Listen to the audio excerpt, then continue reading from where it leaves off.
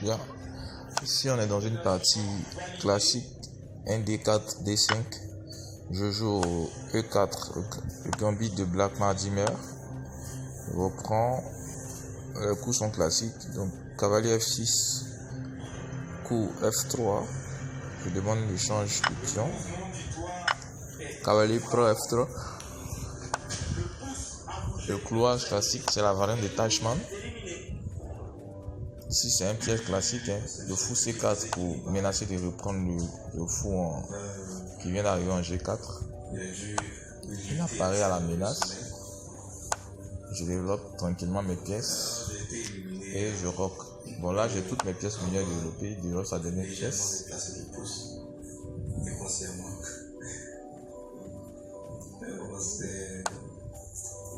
Je défends le pion en D tout en préparant l'invasion de l'aile dame avec des pièces légères comme le cavalier qui vient d'arriver en E2. Je m'apprête à jouer le coup C3 pour consolider mon centre et accentuer mon attaque sur le roi. Donc il menace mon fou de libérer son cavalier. Et je maintiens toujours la pression sur le cavalier pour que le fou en E7 soit toujours occupé.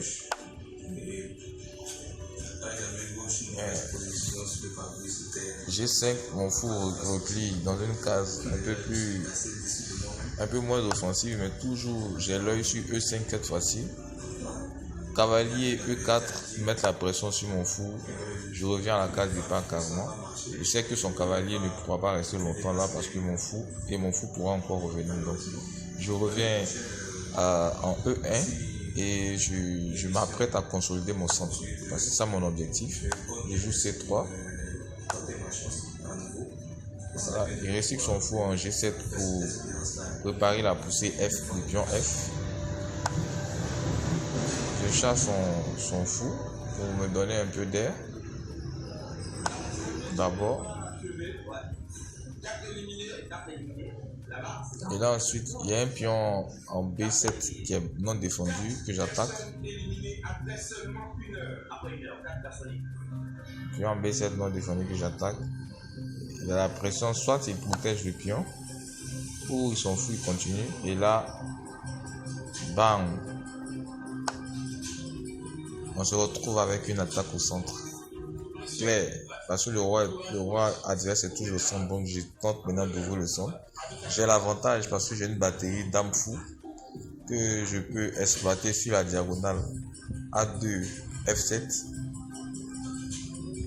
Si je demande l'échange du pion E en jouant en D5, il a la pression parce que le cavalier ne peut pas bouger, il n'a pas trop de cases, donc il accepte l'échange. Et là, j'ai une menace sur son cavalier en E4 qui est non protégé ou bien mal protégé. Le cavalier est replié à D6, ce qui va me permettre de développer mes autres pièces. Si j'ai le choix, je joue fou G3 pour menacer de détruire la structure du pion. Mais j'ai un pion en moins, donc que je dois rattraper. J'ai un pion en moins, donc je ne change pas les pièces pour les changer. Je dois les placer dans des cases afin d'obtenir un avantage bien clair et décisif. Ici, je pense, j'ai une pression déjà sur la diagonale et sur la case F7 grâce à ma dame, mon fou et puis ma tour en F1. Donc il faut maintenant libérer la colonne de la tour, mais de façon active. Ici, je pense à un coup. Cavalier E vient en D4. Remarquez que j'ai réfléchi pendant longtemps.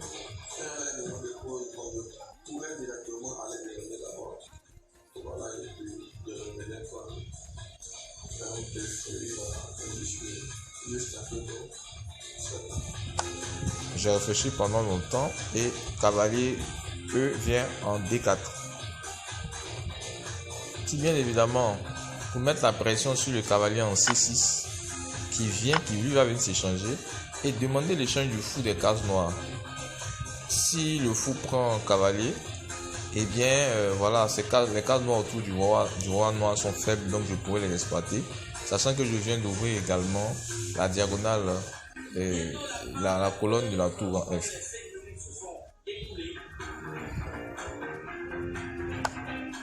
Voilà, donc ce coup-là, coup du fou en G6, est un coup suicidaire parce qu'il me permet maintenant de jouer une tactique cavalier E6. Une tactique mortelle le cavalier est tabou parce que F prend E6, fou prend E6 avec échec et la dame est en prise. Ici donc la tour et le fou en G6, en G7 sont attaqués simultanément par le cavalier. Le cavalier est imprenable, comme je vous ai expliqué tout à l'heure. Du coup la tour doit bouger et finalement je vais réussir à échanger une pièce très importante qui défendait le roi, le fou des cases noires. La diagonale, la grande diagonale H8 A1 sera maintenant faible et les cases autour du roi seront faibles. La case F7 est maintenant sous la pression de la tour en F1. Je change tout simplement le dernier défenseur et je récupère mon pion en moins. Ici, je récupère mon pion en moins. Après deux étoiles, finalement, je me suis rendu compte que ça commençait à aller. J'ai en fait des regrets. Bien sûr, il répond avec le fou. La dame arrive en F7 et la pression est énorme sur le roi. Du coup, il attaque à nouveau le fou qui vient d'arriver. Et puis, moi, je fais quoi?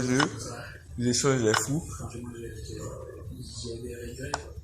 Je demande l'échange du défenseur de F7. Donc, je joue tour E1. Tour A vient en E1 pour demander l'échange. Il fait échec. J'ai toujours la même pression. J'ai demandé l'échange de pièces. Il fait une batterie. Ici, j'avais un bon coup. Tour E2 pour doubler en F2. Mais j'ai pas vu. Donc, j'ai joué un coup un peu à la limite du coup fort. Hein. J'ai échangé et bon, c'est toujours bon parce que là, je me retrouve avec une possibilité de faire échec en G8, ce qui n'est pas mal. Je garde toujours un peu d'activité. Donc, j'ai réfléchi un peu longtemps parce que là, j'avais plus trop de cases actives. Mais j'ai joué un coup quand même qui est conforme à ce que Stockfish aurait proposé.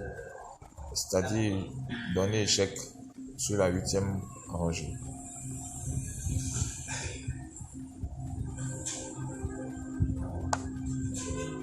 Le roi se défend, il se cache. Et ici, je mets la pression sur la tour. Mais bien évidemment, c'est dans le but de toujours avoir la possibilité de faire échec au roi.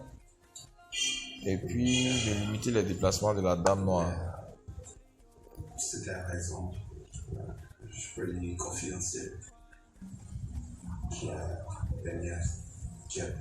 Bien, le reste de la partie est un peu, c'est un peu positionnel. Je savais pas que je allais. Le reste de la partie c'est un peu positionnel. On va rapidement et puis la partie est terminée. J'ai beaucoup à faire. Merci pour votre attention. N'oubliez pas de liker, de partager la vidéo. Voilà, à demain pour une prochaine vidéo où j'aurai une partie encore plus intéressante à vous proposer. Merci.